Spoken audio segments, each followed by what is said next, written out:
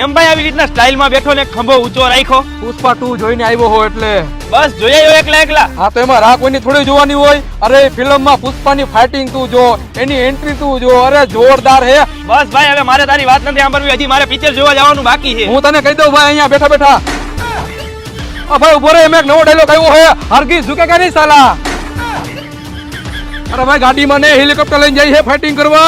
પણ ભાઈ મારે હજી પિક્ચર જોવાનું બાકી છે, તું મને કેમાં ને? હું તને બધું કહી દઉં ભાઈ, ને જવું જોવા તારે.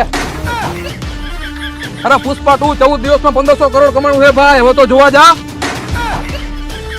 હવે તો પુષ્પા 2 જોતો માણસો બબે તંદન મેરે જોઈ આવ્યા. ટિકિટ બુક કરાય, આપણે બે જોઈ આવી. 500 રૂપિયા ભાવ ટિકિટ નો. રેવા દે ભાઈ, મોંઘું પડે, હું ફોનમાં જોઈ નાખીશ. તમારા જવાના કારણે ફિલ્મ હાલતા નથી.